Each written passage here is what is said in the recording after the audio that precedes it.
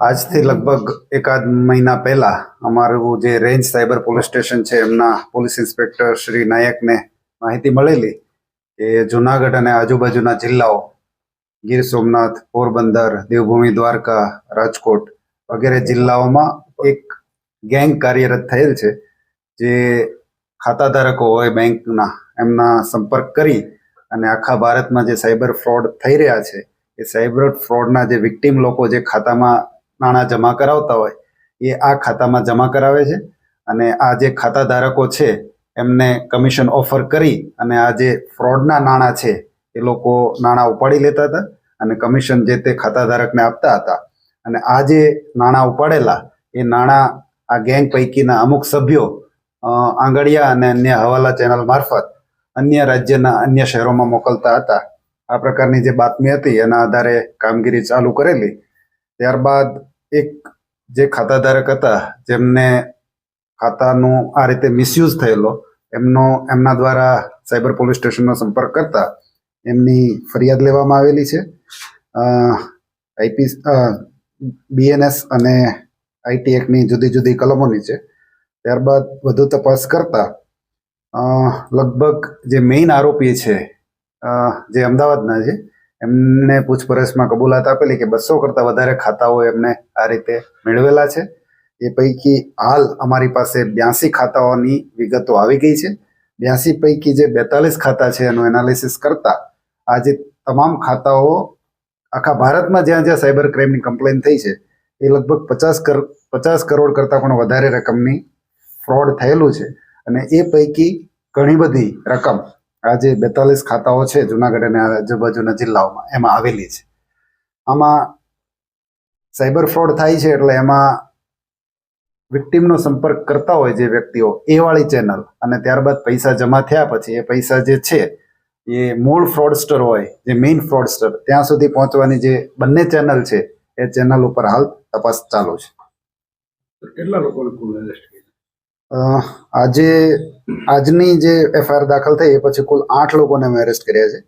એ પૈકી 2 જે છે અમદાવાદના છે એ લોકો મેઇન એજન્ટો છે કે જે લોકો મેઇન ફ્રોડસ્ટર સાથે સંપર્કમાં છે.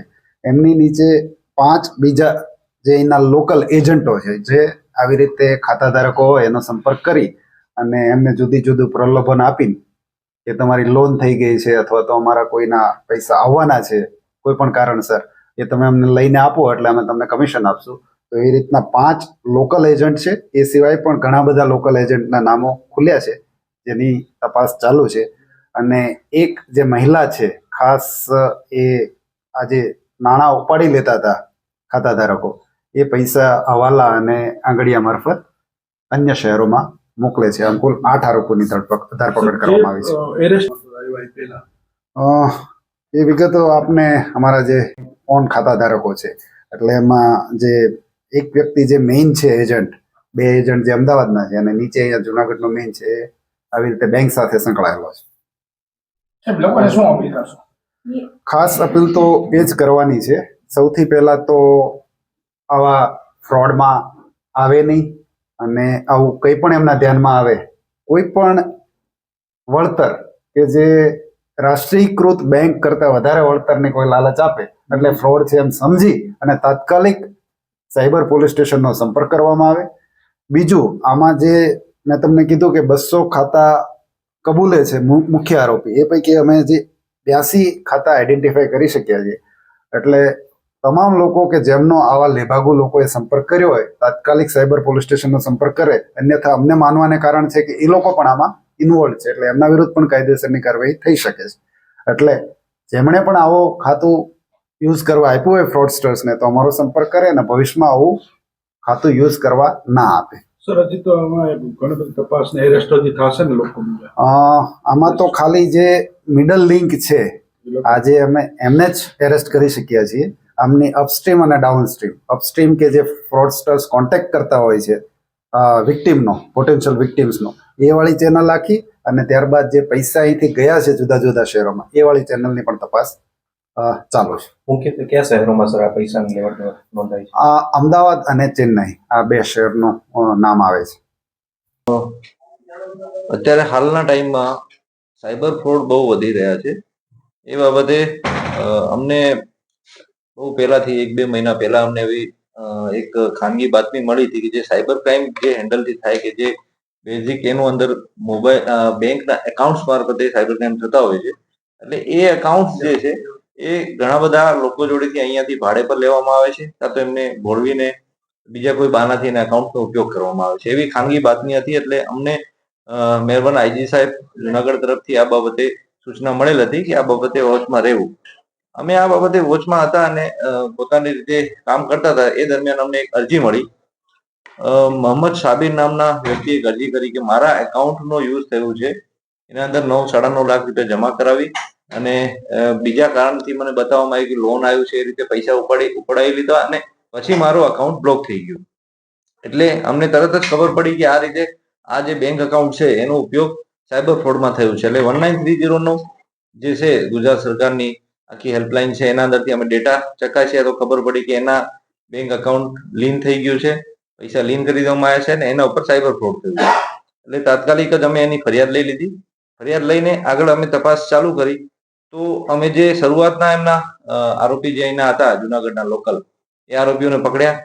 તો એ આરોપીના આધાર પર અમને ખબર પડ્યું કે ટોટલ 8 આરોપી અહીંયા જુનાગઢના અમે આ બાબતે એની અરેસ્ટ કરેલી છે અને એ લોકોએ જુનાગઢના લગભગ 200 જેટલા બેંક અકાઉન્ટોનો લોકો જોડેથી લઈ લીધા છે કાં તો એનો ઉપયોગ કર્યો છે અને એ પૈસા 200 અકાઉન્ટમાં સાયબર ક્રાઇમના પૈસા એમાં નાખવામાં આવ્યા છે.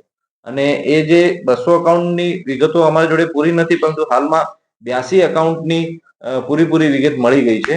એમાંથી 42 અકાઉન્ટને અંદર 50 કરોડ 41 લાખ રૂપિયા જેટલી મોટી રકમના સાયબર ક્રાઇમના આખા દેશના લોકો સાથે જે સાયબર ક્રાઇમ થાય છે અલગ અલગ એમોથી એના પૈસા જમા કરવામાં આવ્યા છે અને એ પૈસા અહીંથી ઉપડી ને પાછા હવાલા મારફતે જે એના મૂળ જે આંકાઓ છે જે સાયબર ક્રાઇમ કરે છે એ બાજુ જતા રહે છે. એટલે હાલમાં અમે જે એકાઉન્ટ પ્રોવાઈડ કરનાર જે એજન્ટ્સ છે એ એમની ધરપકડ કરી છે અને આગળ એ પૈસા ક્યાં મોકલતા હતા અને કઈ રીતની આગળ એની મોડસ ઓપરેન્ડી છે એની તપાસ ચાલુ છે. આના તમામ આરોપી હાલ જે અમે ધરપકડ કરી છે એ જુનાગઢના જ છે. એમાં એક અભિષેક નામનો વ્યક્તિ છે જે અમદાવાદ રહે છે બહુ ટાઈમથી, છે મૂળ જુનાગઢનો.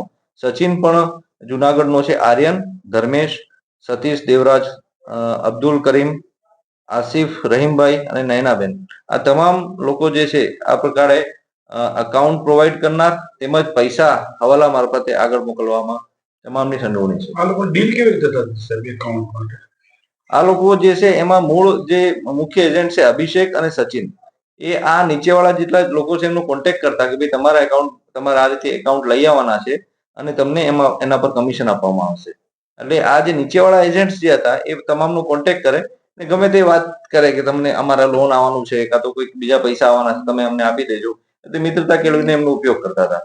આમાં આખા અકાઉન્ટની કીટ આપવામાં નથી આવી. એક નવી એમો જોવા મળી છે કે એમાં પૈસા નાખીને ઉપાડી લેવામાં આવતા હતા. સર આ જે